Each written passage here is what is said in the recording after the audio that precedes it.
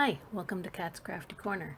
Today we are going to be looking at a technique that Jennifer McGuire highlighted not too long ago using Distress Glaze. And it was the first time I've ever seen anything like this. And what it's used for is it's almost like bringing life into your backgrounds that you do with Distress Oxide inks or Distress inks. And I wanted to try it on some of the backgrounds that I had previously done. So here is the video of that. I've got several backgrounds here that I'm showing you.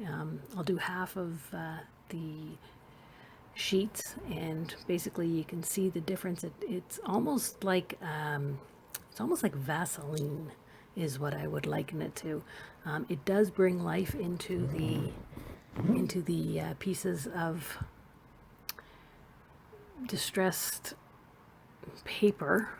The only problem that I found with it was that it does leave almost like a grease on it, so it's very difficult to stamp. So if I did this again, I probably would do my stamping first and then apply this glaze to that.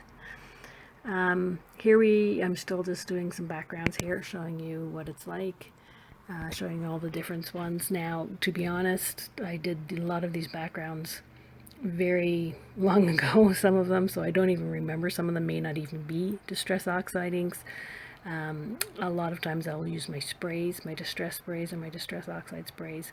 It seemed to make the biggest difference on light colored cardstock.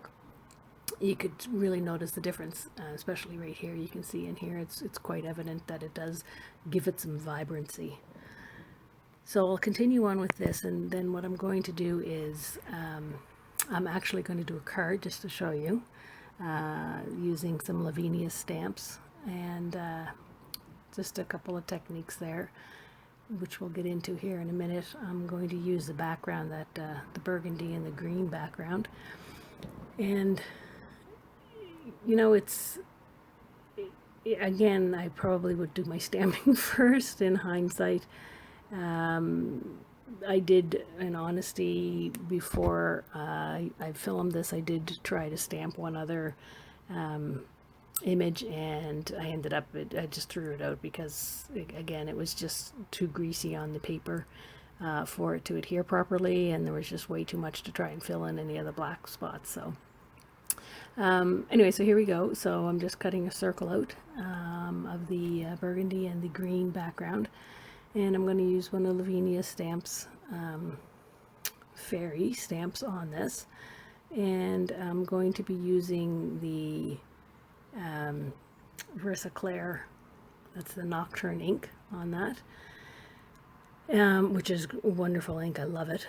Really juicy pads, and it stamps beautifully, except for, again, on the surface. So I have to do this twice, and I actually have to dry it in between each stamping, which I found gave the best overall finish on this. And once we get that dried, I'm going to put a moon in the background by using one of the techniques that I did see on Lavinia stamps. I love their videos. I could watch them forever, and in fact I have watched them forever. And so using some Simon Says stamp Merlot premium dye ink here, and just a blender brush, got on Amazon, pretty cheap, and just doing the outline of the moon. It just kind of gives the shadow of it, which is pretty cool, and again doing the drying after that. So I cut a cardstock base as well, a 5x5 white cardstock base, you can see there, and I also did the circles, one in the green, one in the black, just to give a bit of a border to the focal image there. So here you'll see the other inks that I really like are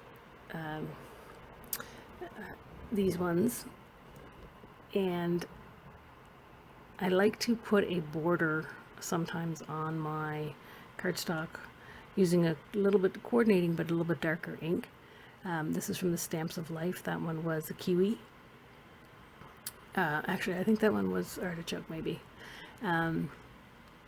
Those are also really good ink pads as well. I'm finding that don't like the way that looks with just the white background. It's a bit of a problem that I have, is leaving a lot of white background on my cards.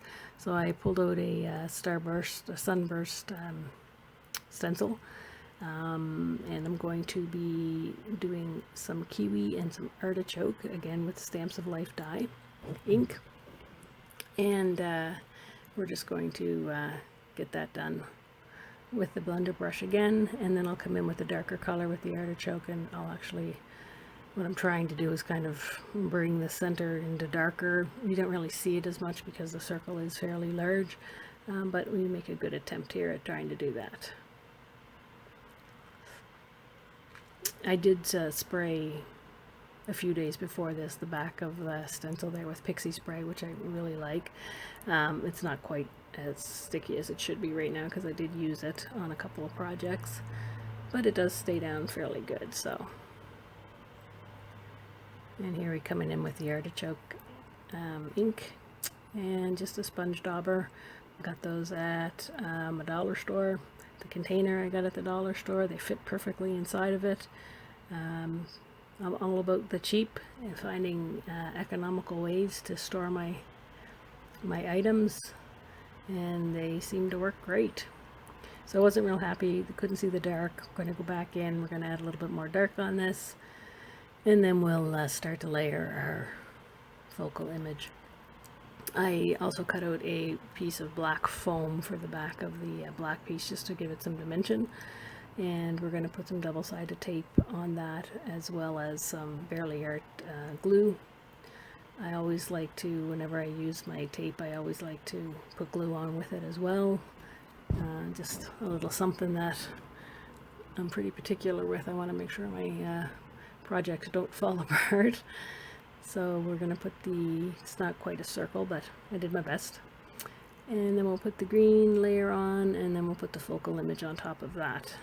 And I do use the Gina K Connect glue on the focal image just because the cardstock is a little bit heavier. And I want to make sure that it's going to stick and stay down.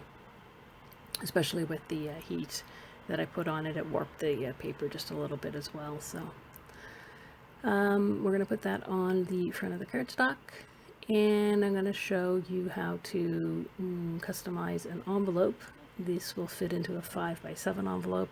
A little bit of extra room in it, which I don't really care for. So basically, again, Jennifer McGuire video showed how you can just change your envelope by chopping it up and putting it back together, which is exactly what I'm doing here. So all we're doing is taking a little bit off each side. We'll open it up, we'll put some double-sided tape, put some glue, and we're going to call this card done. Thanks for joining today. Take care. Stop.